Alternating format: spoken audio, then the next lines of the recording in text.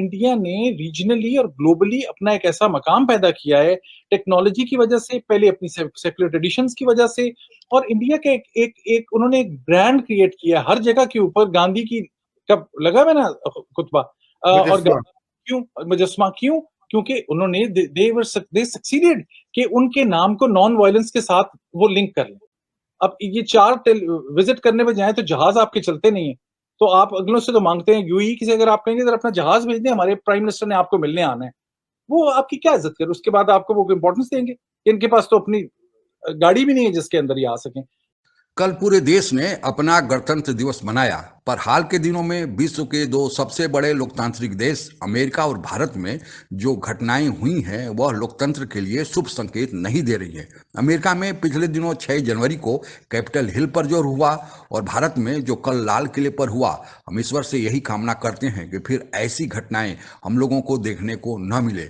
आज के इस वीडियो ब्लॉग में हम इसी पर चर्चा करेंगे कि लोकतांत्रिक देश होने के कारण विश्व में भारत को क्यों इतनी इज्जत मिलती है, जबकि पाकिस्तान में जहां नामात्र का लोकतंत्र है उसको इतनी इज्जत नहीं मिलती है। यह मेरा कहना नहीं है, बल्कि पाकिस्तान के ही डॉक्टर हसन अब्बास का कहना है। 15 अगस्त 1947 को स्वतंत्रता मिलने के बाद भारत और पाकिस्तान अपने अपने अलग रास्ते पर निकल पड़े।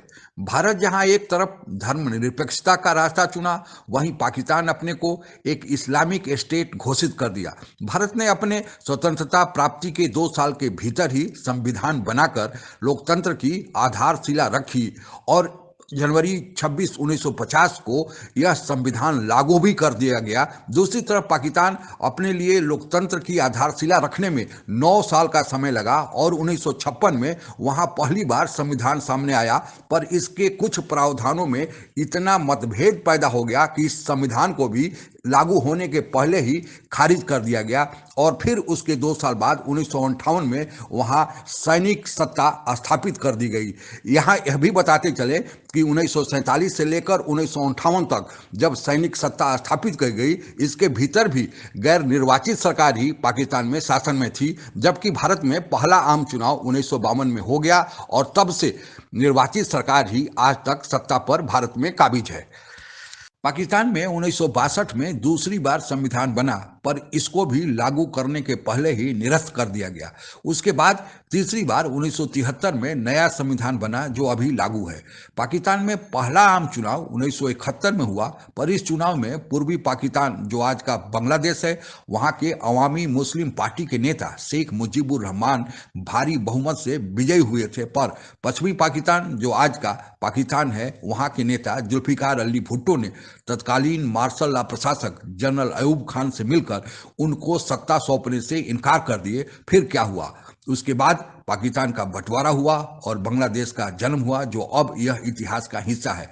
पाकिस्तान में लोकतंत्र कभी भी पल्लवित पुष्पित न हो पाया, इसका मुख्य कारण वहां की सेना है।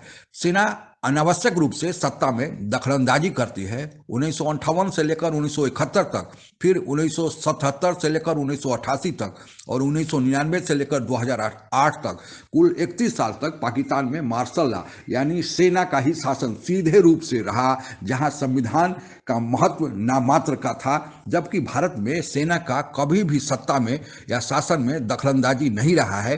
केवल एक बार श्रीमती इंदिरा गांधी ने 1975 से लेकर 77 तक की अवधि में राष्ट्रपति शासन लगाया था।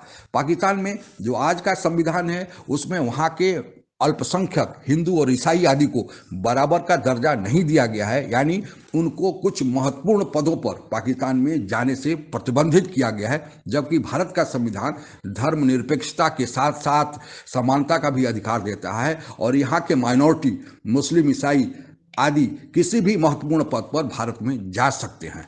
असल में पाकिस्तान में भले ही चुनी हुई सरकार सत्ता में हो, पर पर्दे के पीछे से सेना ही वास्तव में सत्ता का संचालन करती है। इसलिए पाकिस्तान के वर्तमान प्रधानमंत्री इमरान खान नियाजी को इलेक्टेड प्रधानमंत्री न कहकर सिलेक्टेड प्रधानमंत्री कहा जा रहा है। सेना का सत्ता में दखलंदाजी न हो, इसके लिए वहां पर एक लंबे समय से जन आंदोलन पीडीएम के बैनर तले चल रहा है। उसका परिणाम क्या होगा यह आने वाला वक्त बताएगा, पर हमें अपने लोकतंत्र को अक्षुण्ण रखने के लिए, कामयाब बनाए रखने के लिए आज यह शपथ लेना है कि कल जो लाल किले पर घटना हुई उसकी पुनरावृत्ति भविष्य में न हो। आज के लिए बस इतना ही।